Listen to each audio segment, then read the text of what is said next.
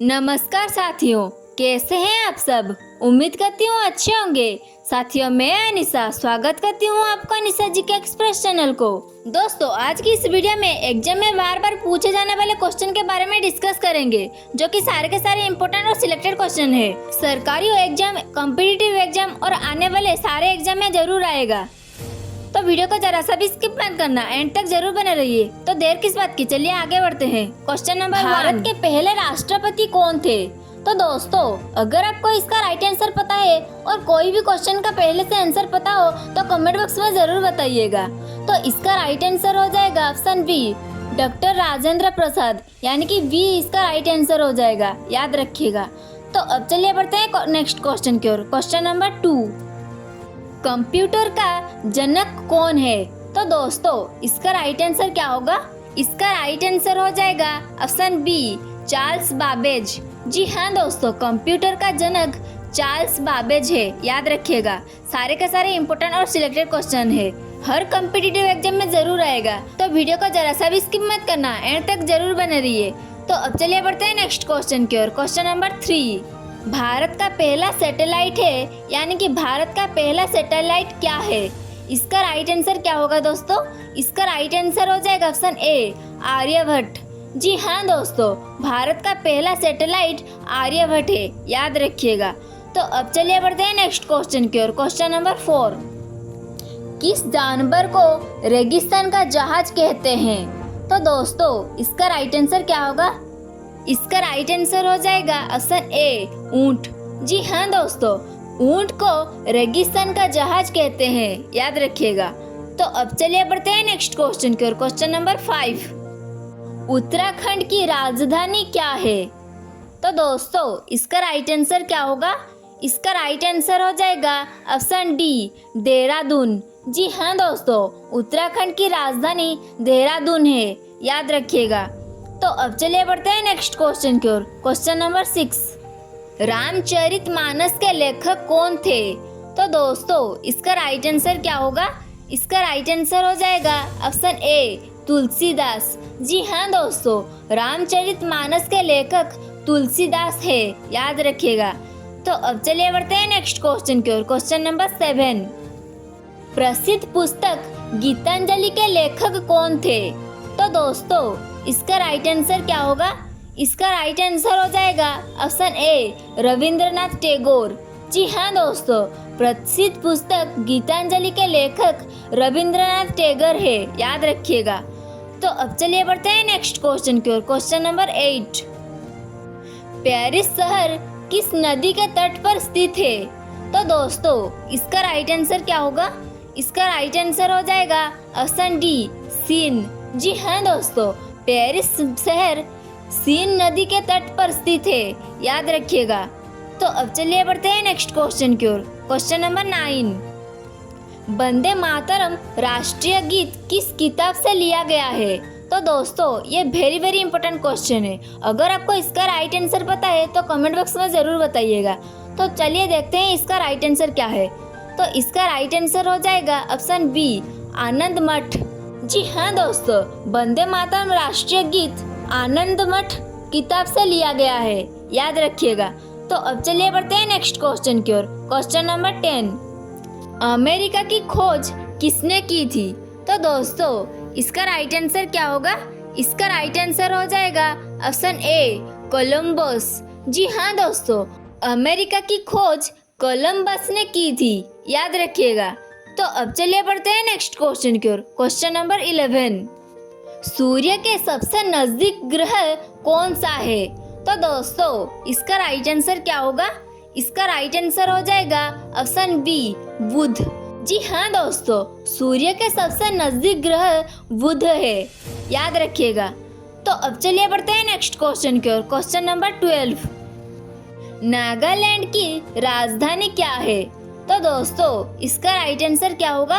इसका right answer हो जाएगा ऑप्शन ए, कोहिमा। जी हाँ दोस्तों, नागालैंड की राजधानी कोहिमा है, याद रखिएगा। बहुत बार एग्जाम में ये क्वेश्चन आ चुका है, तो याद रखिएगा। तो अब चलिए बढ़ते हैं नेक्स्ट क्वेश्चन की ओर। क्वेश्चन नंबर 13, पहाड़ी इलाकों में पाए जाने वाली धीमी गति में बढ़ने वाली हिम नदी को क्या कहते हैं? तो दोस्तों इसका राइट आंसर क्या होगा? इसका राइट आंसर हो जाएगा ऑप्शन ए ग्लेशियर। जी हाँ दोस्तों, पहाड़ी इलाकों में पाए जाने वाली धीमी गति से बढ़ने वाली हिम नदी को ग्लेशियर कहा जाता है, याद रखिएगा।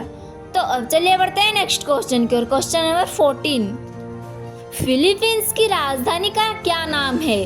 तो दोस्तों इसका राइट आंसर क्या होगा? इसका राइट आंसर हो जाएगा ऑप्शन बी मनीला। जी हाँ दोस्तों, फिलीपींस की राजधानी का नाम मनीला है, याद रखिएगा। तो अब चलिए बढ़ते हैं नेक्स्ट क्वेश्चन की ओर। क्वेश्चन नंबर 15, नेपाल की राजधानी क्या है? तो दोस्तों इसका राइट आंसर क्या होगा? इसका राइट आंसर हो जाएगा ऑप्शन ए काठमांडू। जी हाँ दोस्तों, नेपाल की राजधानी काठमांडू है, याद रखिएगा। तो अब चलिए बढ़ते हैं नेक्स्ट क्वेश्चन की ओर। क्वेश्चन नंबर 16, स्वाधीनता की पहली लड़ाई कब हुई थी? तो दोस्तों इसका राइट आंसर क्या होगा? इसका राइट आंसर हो जाएगा ऑप्शन ए 1857। जी हाँ दोस्तों, स्वाधीनता की पहली लड़ाई 1857 में हुई थी, याद रखिएगा। तो अब चलिए बढ़ते हैं नेक्स्ट क्वेश्चन की ओर। क्वेश्चन नंबर 17, भारतीय सशस्त्र सेनाओं के प्रमुख का दर्जा किसे हासिल है? तो दोस्तों इसका राइट आंसर क्या होगा? इसका राइट आंसर हो जाएगा ऑप्शन बी राष्ट्रपति। जी हाँ दोस्तों, भारतीय सशस्त्र सेनाओं के प्रमुख का दर्जा राष्ट्रपति को हासिल है। तो अब चलिए बढ़ते हैं नेक्स्ट क्वेश्चन की ओर। क्वेश्चन नंबर 18, भारत में राज्यों के राज्यपालों की नियुक्ति कौन करता है? तो दोस्तों इसका राइट आंसर क्या होगा? इसका राइट आंसर हो जाएगा ऑप्शन बी राष्ट्रपति। जी हाँ दोस्तों, भारत में राज्यों के राज्यपालों की नियुक्ति राष्ट्रपति करता है, याद रखिएगा। ये मोस्ट इम्पोर्टेंट और वेरी वेरी इंपॉर्टेंट क्वेश्चन है। तो अब चलिए बढ़ते हैं नेक्स्ट क्वेश्चन की ओर। क्वेश्चन नंबर 19, भारत का राष्ट्रीय पक्षी क्या है? तो दोस्तों इसका राइट आंसर क्या होगा? इसका राइट आंसर हो जाएगा ऑप्शन बी मोर। जी हाँ दोस्तों, भारत का राष्ट्रीय पक्षी मोर है। तो अब चलिए बढ़ते हैं नेक्स्ट क्वेश्चन की ओर। क्वेश्चन नंबर 20, इनमें से भारत का सबसे पुराना राजवंश कौन सा है? तो दोस्तों इसका राइट आंसर क्या होगा? इसका राइट आंसर हो जाएगा ऑप्शन ए मौर्य। जी हाँ दोस्तों, इनमें से भारत का सबसे पुराना राजवंश मौर्य है, याद रखिएगा। तो अब चलिए बढ़ते हैं नेक्स्ट क्वेश्चन की ओर। क्वेश्चन नंबर 21, भारत और चीन की सीमा रेखा को क्या कहलाती है? तो दोस्तों इसका राइट आंसर क्या होगा? इसका राइट आंसर हो जाएगा ऑप्शन बी मैकमोहन रेखा।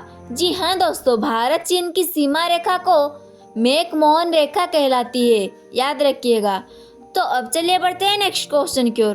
क्वेश्चन नंबर 22, निम्नलिखित में से कौन सा स्थान भगवान बुद्ध से संबंधित है? तो दोस्तों इसका राइट आंसर क्या होगा?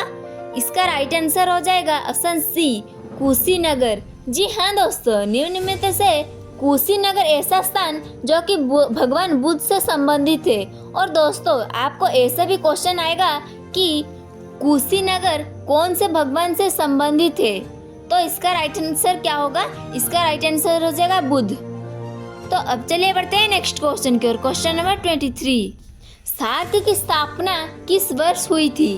तो दोस्तों इसका राइट आंसर क्या होगा? इसका राइट आंसर हो जाएगा ऑप्शन बी 1985। जी हाँ दोस्तों, सार्क की स्थापना 1985 में हुआ था। तो अब चलिए बढ़ते हैं नेक्स्ट क्वेश्चन की ओर। क्वेश्चन नंबर 24, भारत रत्न पुरस्कार पाने वाले प्रथम भारतीय कौन थे?